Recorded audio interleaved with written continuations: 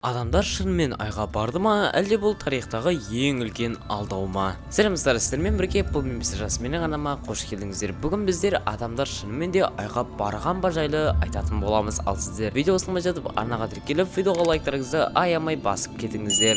Ал енді видеоға кеттік. Бұл сұрақты көп адам қояды. Біреулер сенеді, біреулер сенбейді. Бірақ та ең қызығы, қазір 2026 жылы адамдар қайтадан айға баруға дайындалып жатыр. NASA жаңа үлкен бағдарлама бастады. Артемис 2 программасы. Бұл бағдарламаның мақсаты айға қайтадан адамдарды апарғызу. Және бұл жолы олар жай ғана барып қайтпайды. Олар үлкен жоспар құрған. Алдымен жақын жылдары астронавтар айға ұшады, бірақ қонбайды. Олар айдың айналасында ұшып айды зерттейтін болады. Неге? Себебі бұл дайындық. Айтқандай достар, олар әлі айға ұшып бара жатыр, және де сіздер оны өз көздеріңізбен көре аласыз. Ол үшін жай ғана ютубқа NASA деп жазсаңыздар болды, және NASA-ның ресми аккаунтына өткеннен кейін ол жерде болып жатқан тікелей эфирге өтіңіз.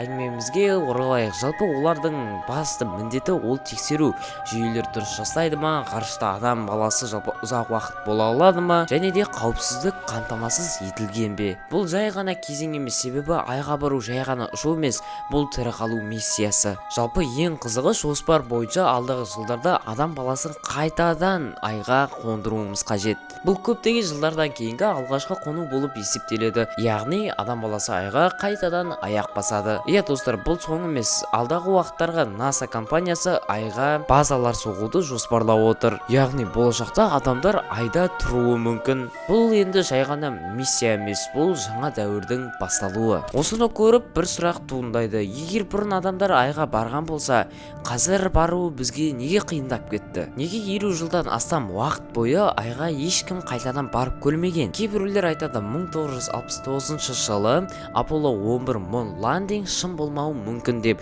Себебі сол кездері өзіміз білетіндей Америка мен КСР арасында бәсекелестік болған болатын. Бұл ғарыш жарысы, кім бірінші айға барады, сол әлемге өзінің күшті екенін көрсетеді. Сондықтан кейбіреулер айтады, жеңу үшін бәрі жасалуы мүмкін деп. Тағы бір күмәнді нәрсе, жақында Қытай өзінің луноходын айға жіберген болатын. Бұл айды зерттейтін құрал. Және олардың айтуынша, құрал айдың температурасына шыдамай жатыр. Аппараттың көрсеткішіне сүйенсек, айдың қараңғы бөлігінде температура 300 градус суыққа дейін барады екен. Яғни айтқанда -300 градус. Бұны елестетудің өзі өте қиын. Себебі достар, өздеріңіз білетіндей, Қазақстанның өзіне -20, -30 градус болғанда біз қатты тоңып қаламыз. Сондықтан Қытай американдықтарды сұрақпен ыңғайсыз жағдайға қалдырған болатын. Егер де заманауи қазіргі аппараттың өзі айдың температурасына шыдамай жатса, 1969 жылы адам баласы жай ғана скафандрмен айдың бетінде қалайша жүріп,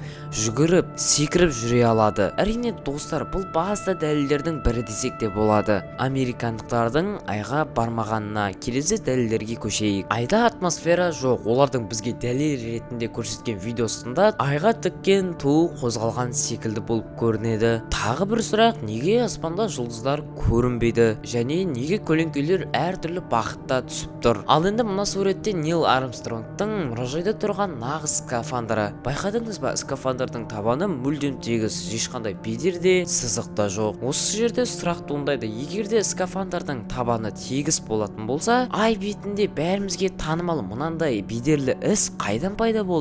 Көптеген адамдар айтады, бұл Голливуд студиясында монтаж кезінде кеткен ең үлкен қателіктердің бірі деп. Сіз қалай ойлайсыз достар? Бұл сізге күмән келтірмейді ме? Жалпы айтқанда, ғалымдар бұған астронавтар аяқ киімнің үстінен қайтадан қосымша етік киген деп. Бірақ бұл күмәнді сөйлете алады ма? Себебі дәл осындай ұсақ детальдар бүкіл миссияның шынайылығына сұрақ туғызып тұр. Иә достар, жағы біз келтірген дәлелдердің барлығына ғалымдар тарапынан айтылған жауаптар бар. Енді олардың жауаптарын талқылап көрейік. Ту қозғалған, себебі оны астронавт қойған кезде ту қозғалған. Айда атмосфера жоқ болғандықтан қозғалыс бірден тоқтамайды. Иә достар, бұл жауап негізі жеткіліксіз сияқты. Сіз қалай ойлайсыз? Жұлдыздар көрінбейді, себебі камера өте жарық бетке бейімделген. Сол үшін әлсіз жарықтағы жұлдыздар кадрға түспейді. Ал көлеңкелердің әртүрлі болуы ол ай беті тегіс емес, оның рельефі бар. Сол себепті жарық әртүрлі бұрыштан түседі. Яғни бұл сұрақтардың ғылыми жауаптар бар. Достар, бұл енді күмәнімізді